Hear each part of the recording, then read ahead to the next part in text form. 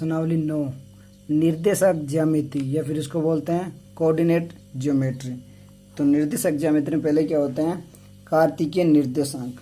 निर्देशांक कैसे लिखते हैं, जैसे मान लो ये है, तो ये होता है एक्स, ये होता है एक्स का डैश, ये एक्स पॉजिटिव होता है, इधर एक्स माइनस होता है, ये होता है वाई और ये होता है वाई का डैश, ऊपर वाई प्लस होता है नीचे वाई माइनस होता है। अब जैसे मान लो यहाँ कोई बिंदु है पी, तो इसको हमेशा एक्स वाई लिखते हैं, पहले एक्स लिखा जाता है बाद में वाई, इसको ही बोलते हैं कार्तिकीय निर्देशांक। अब ये एक पी है, तो पी से ये जो दूरी होती है इसको बोलते हैं वाई, और यहाँ से यहाँ तक जो दूरी होती है इसको बोलते हैं एक्स, ये बराबर ही होती है यहाँ से यहाँ तक, और ये बराबर होती है।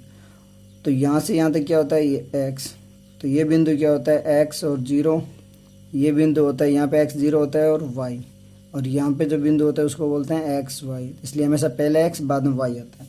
तब इसको ये वाई है, इसको और क्या बोलते हैं कोटि भी बोलते हैं, क्या बोलते हैं कोटि, और जो एक्स है उसको बोलते हैं भुज।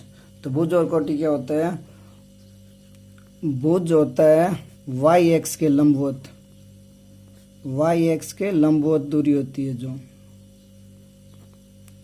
उसको बोलते हैं भुज। जैसे ये भुज है तो ये वाई एक्स है और इसके ये लंबवत दूरी हुई ना ये, तो इसको बोलते हैं भुज। और कोटि क्या होती है एक्स एक्स के लंबवत दूरी, कोटि होती है एक्स एक्स के लंबवत दूरी, उसको बोलते हैं कोटि। ठीक है। अब चतुर्थांश में निर्देशांकों के चिन्ह, जो ये चतुर्थांश होते हैं इनमें चिन्ह कैसे लेते हैं, तो ये होता है एक्स, ये होता है एक्स डैश, ये होता है वाई और ये होता है वाई डैश।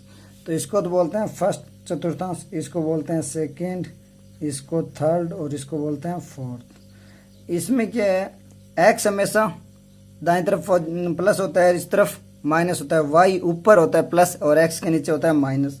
तो ये तो क्या होता है इसमें दोनों होते हैं प्लस प्लस, क्योंकि एक्स दाईं तरफ है तो प्लस होता है और वाई इससे ऊपर है तो प्लस होता है। एक्स इस साइड क्या होता है माइनस, और वाई ऊपर तो प्लस होता है तो प्लस माइनस और प्लस। अब एक्स इस साइड होता है माइनस और वाई एक्स के नीचे होता है माइनस, तो ये होते हैं दोनों माइनस माइनस, और इसमें एक्स इस साइड है तो होगा प्लस और वाई क्या होगा माइनस। तो हमेशा इसमें होते हैं दोनों प्लस, इसमें होता है माइनस प्लस, इसमें माइनस माइनस और इसमें प्लस माइनस। क्यों होता है ये बता दी, क्योंकि एक्स हमेशा दाईं तरफ प्लस होता है और बाईं तरफ माइनस होता है। वाई एक्स एक्स से ऊपर होता है प्लस और नीचे होता है माइनस। तो इसमें क्या होता है, इसमें एक्स जीरो से बड़ा होता है, वाई भी जीरो से बड़ा होता है। इसमें क्या होता है एक्स होता है माइनस, तो एक्स होता है जीरो से छोटा और वाई होता है जीरो से बड़ा। इसमें दोनों ही माइनस है तो एक्स भी जीरो से छोटा और वाई भी जीरो से छोटा होता है। और इसमें एक्स होता है जीरो से बड़ा और वाई होता है जीरो से छोटा।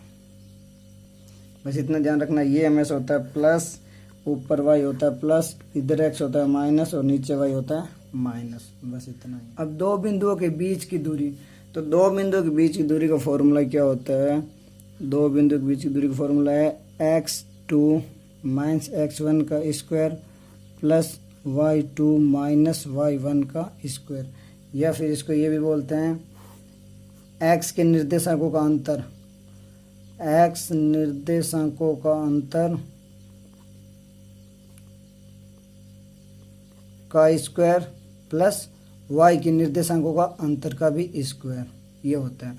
अब ये होता क्यों है, जैसे मान लो ये कोई बिंदु है, यहाँ पे ले लेते हैं, तो ये बिंदु है P और यहाँ पे एक बिंदु Q।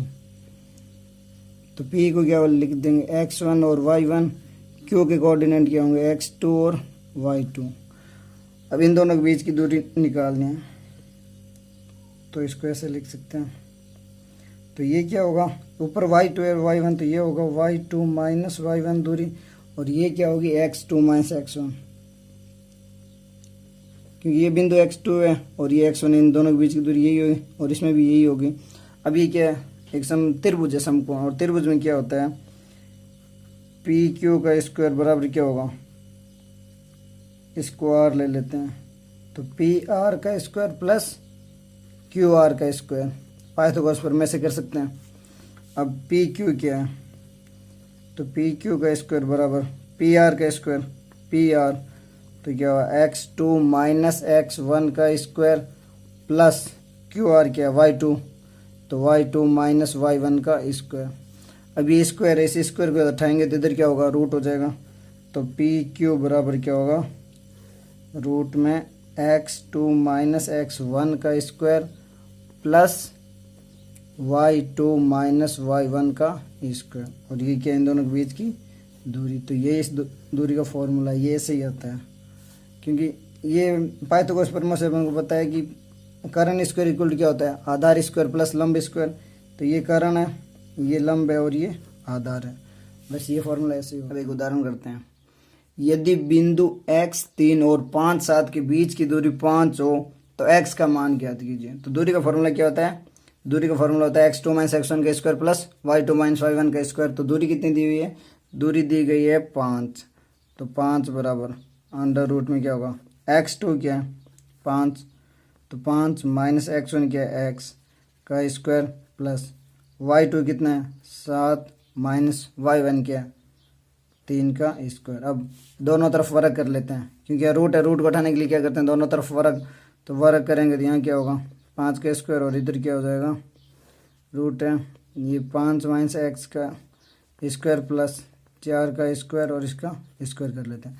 अब ये स्क्वायर करेंगे तो रूट हट जाएगा और ये कितना हो गया 25, तो 25 बराबर इसको खोलते हैं a माइनस बी का स्क्वायर क्या होता है a स्क्वायर, तो 25 प्लस बी स्क्वायर तो एक्स स्क्वायर माइनस 2ab, तो 2 इंटू 5 इंटू एक्स तो क्या हुआ 10x प्लस कितने हो गए 16, ये 25 से ये 25 कट जाएंगे।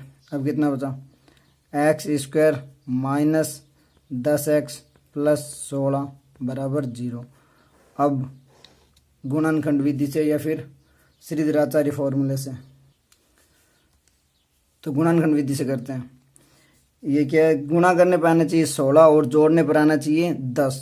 तो इसको ऐसे लिख सकते हैं एक्स स्क्वायर माइनस का 8x माइनस का 2x प्लस 16।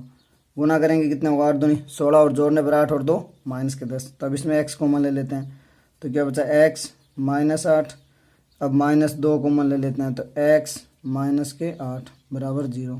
यहाँ पे x माइनस 8 है, यहाँ पे x माइनस 8 है, तो x माइनस 8 को कॉमन ले लेते हैं दोनों से। इधर क्या बचा x माइनस 2 बराबर 0। तो x बराबर क्या होगा 2 या फिर x बराबर 8, बस यही है। अगर x बराबर 2 या 8 होंगे तो इनके दोनों के बीच की दूरी 5। अब दो बिंदुओं के मध्य दूरी का अंत्य और बाह्य विभाजन। अंत्य और बाह्य विभाजन क्या होता है, अंत्य विभाजन जैसे ये कोई बिंदु है, ये a बिंदु है, ये b बिंदु है। अगर इसको अंदर से कोई बिंदु p है जिसको x y ले लेते हैं, इसके कोऑर्डिनेट है x1 y1 और इसके हैं x2 y2। अगर अंदर से विभाजित करता है मतलब रेखाखंड के बीच में कोई पॉइंट p है तो उसको तो बोलते हैं अंत्य विभाजन। और बाह्य विभाजन क्या होता है, जैसे ये सेम बिंदु है a x1 और y1 ले लेते हैं, b है x2 और y2, और बाहर से कोई बिंदु p है जिसके कोऑर्डिनेट है x और y। अगर ये इसको ऐसे विभाजित करते हैं तो इसको बोलते हैं बाह्य विभाजन। अब जैसे मान लेते हैं कोई बिंदु, यदि बिंदु P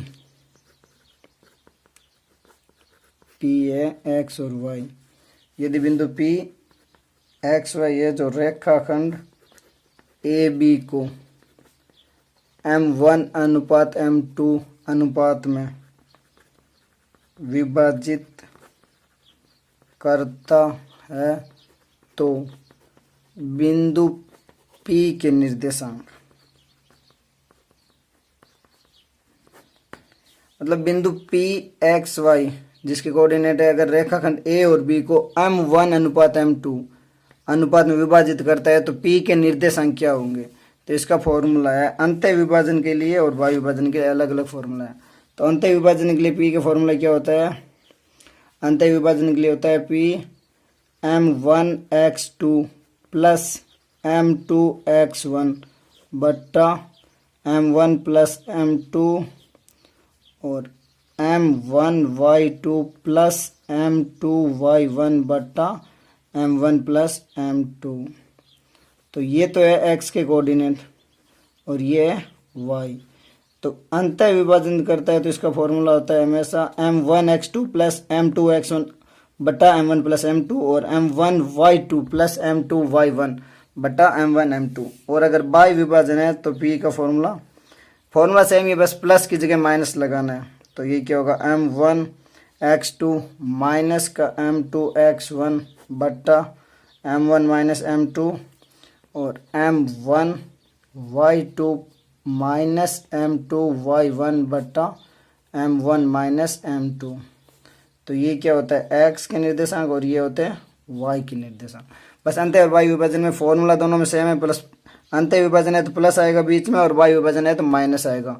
m1x2 प्लस m2x1 बटा m1 m2 और m1y2 प्लस m2y1 बटा m1 प्लस m2। बस ये फॉर्मूला में ध्यान रखना, अंत विभाजन है तो प्लस और y विभाजन है तो माइनस लगाना है।